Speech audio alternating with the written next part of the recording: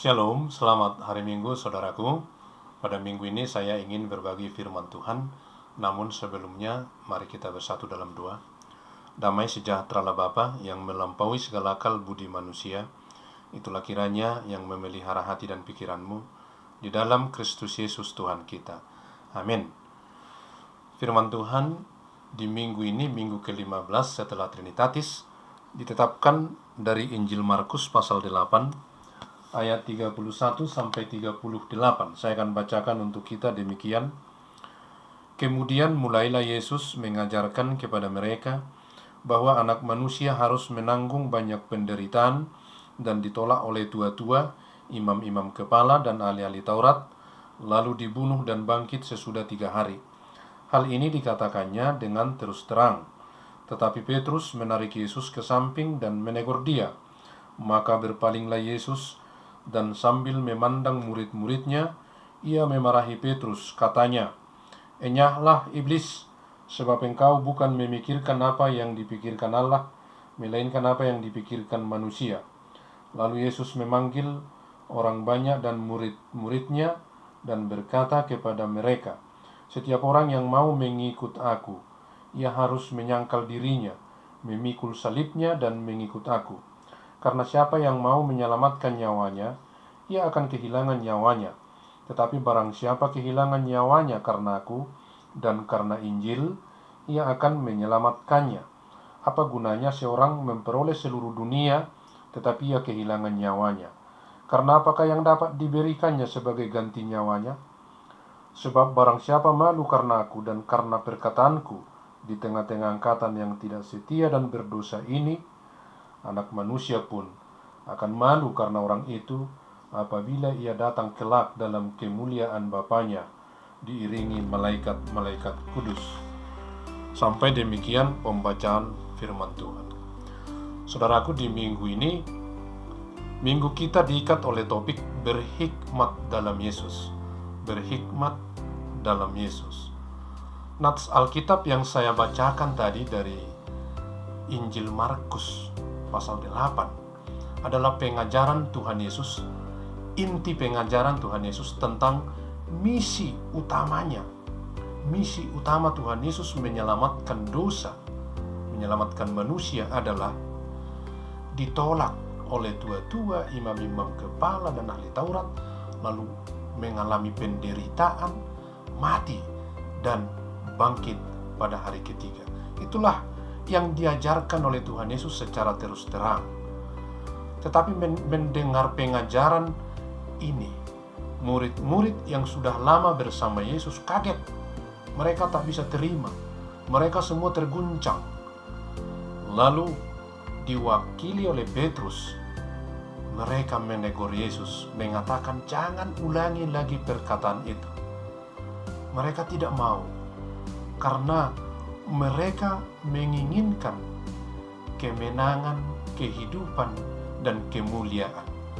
Bukan kekalahan, bukan penderitaan, apalagi mati. Mereka tidak mau mendengar kata-kata itu. Mereka harus menghindari itu. Sebab mereka yakin, mereka percaya Yesus adalah Mesias.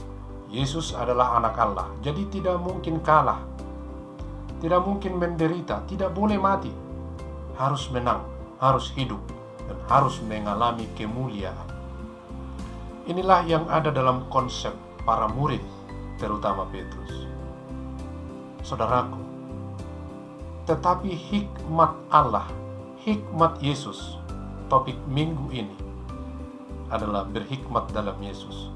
Hikmat Allah adalah kemuliaan, kemenangan, dan kehidupan akan diperoleh, tetapi harus melalui proses penderitaan, kesulitan, kesusahan, bahkan kematian. Jadi Tuhan Yesus juga sepakat dan mau bahwa orang-orang percaya harus mengalami kemenangan, kehidupan kekal, dan kemuliaan. Tetapi untuk sampai ke situ harus ada proses. Itulah yang disebut ditolak oleh tua-tua, menderita, bahkan mati. Itulah hikmat Allah.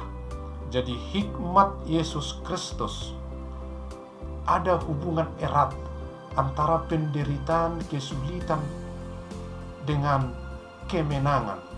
Ada hubungan erat antara kematian, kebangkitan, dan kehidupan kekal. Tidak terpisahkan. Di antara kematian Yesus, di sana ada kebangkitan.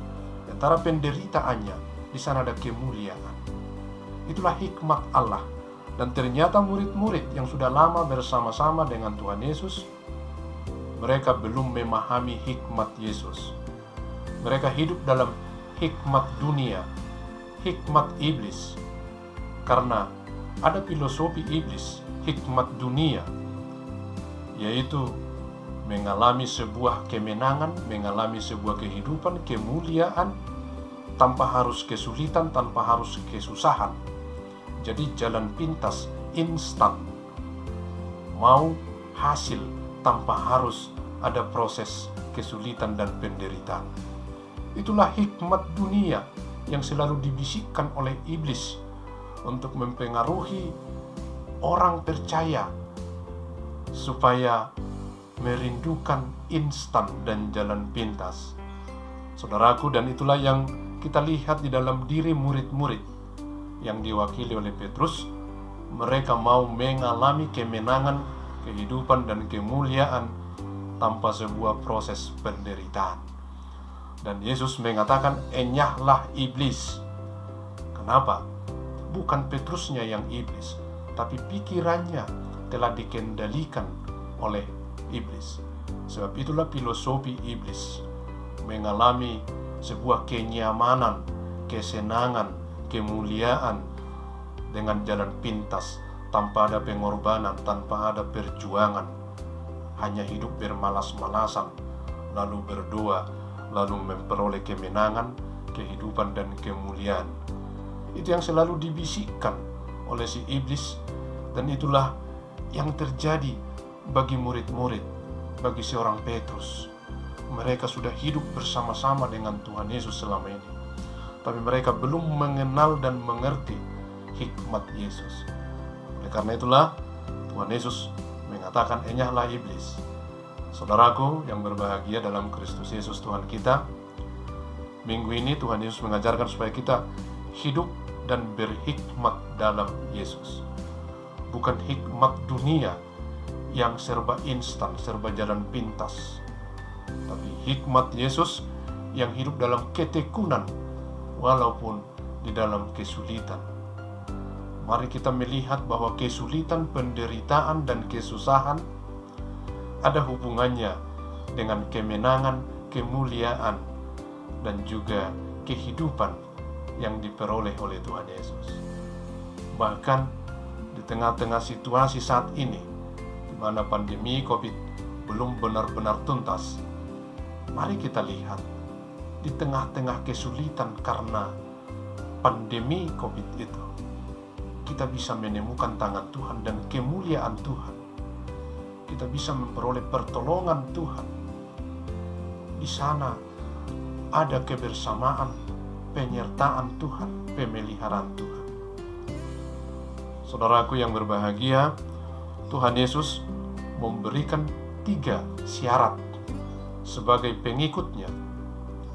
Pertama tadi dikatakan, para pengikutnya harus menyangkal diri, yaitu menanggalkan segala keinginan-keinginan pribadi, egoisme, tapi harus fokus kepada apa yang diperintahkan oleh Tuhan Yesus.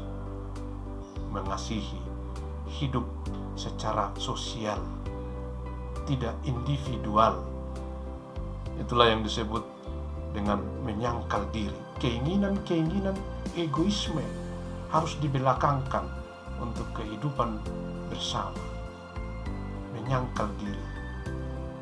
Lalu yang kedua disebut memikul salib. Ada tanggung jawab, ada konsekuensi daripada kehidupan ini. Kita tidak boleh menghindar, apalagi menjauhinya. Apakah itu kesulitan, sakit penyakit, penderitaan? Kalau itu harus kita hadapi, maka hadapilah dengan tekun, dengan iman, bukan dengan mengeluh, bukan dengan bersungut-sungut. Tabah, sabar, ulet untuk melewati setiap salib, karena setiap orang diberikan tanggung jawab, diberikan salib. Pikulah salib. Itulah perintah Yesus, itulah ajaran Tuhan Yesus sebagai pengikut-pengikutnya.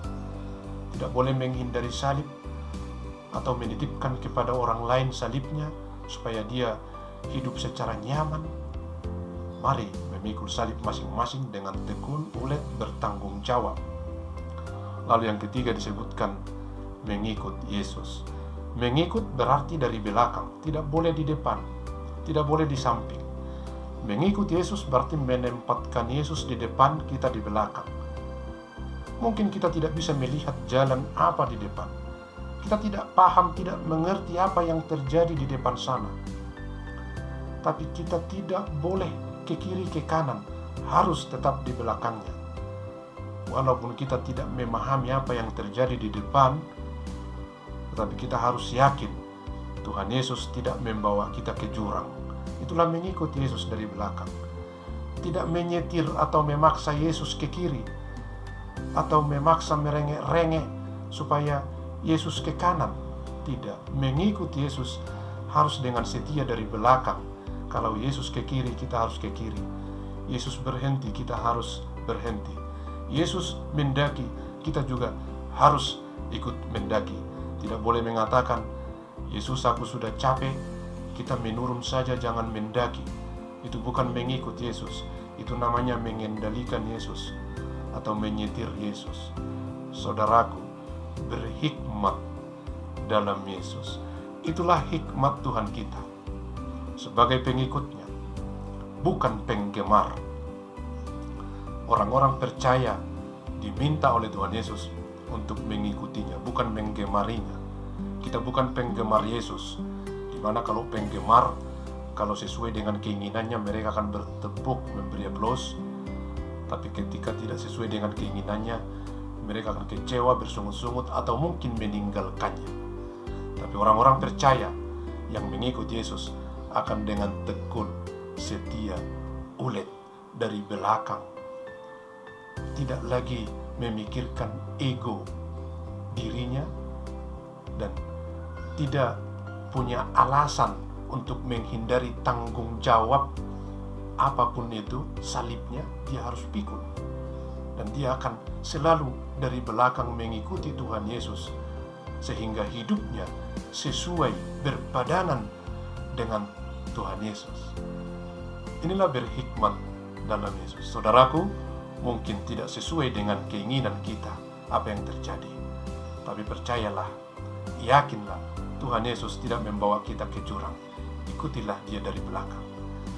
Saya berpikir setelah membaca nats kita ini, kalau seorang Petrus yang sudah lama bersama-sama dengan Tuhan Yesus, bersama dengan murid-murid, mereka mengalami, melihat apa yang dilakukan Tuhan Yesus, tapi mereka masih berhikmat dengan cara dunia ini. Mereka belum memahami hikmat Yesus. Saya khawatir, jangan-jangan saya juga hidup dalam hikmat dunia. Apakah saya berhikmat sesuai dengan hikmat Yesus? Inilah saatnya kita merenung, kita mengevaluasi iman kita, lalu mengambil sebuah sikap dan komitmen untuk mengikut Yesus sesuai dengan pengajarannya, berhikmat dalam Yesus. Amin. Kita berdoa.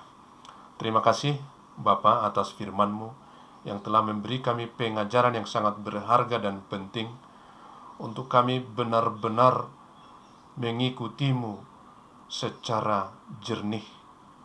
Ajaran-Mu yang benar-benar bukan hikmat dunia. Tuhan, tolong kami melalui Roh Kudus-Mu supaya kami mengerti dan memahami mana hikmat Tuhan, walaupun itu tidak menyenangkan, tidak nyaman, dan tidak sesuai keinginan kami. Tapi ajar kami untuk tetap mengikutinya, hikmat Tuhan Yesus, Terima kasih Bapa di surga, supaya kami bisa menyangkal diri kami, supaya kami dengan tekun, ulet, dan setia memikul salib yang ada pada kami masing-masing, dan kami menjadi pengikut-Mu sampai selama-lamanya. Terima kasih. Ampuni dosa kami, dalam Kristus Yesus kami berdoa dan mengucap syukur. Amin. Selamat hari Minggu saudaraku, selamat beribadah.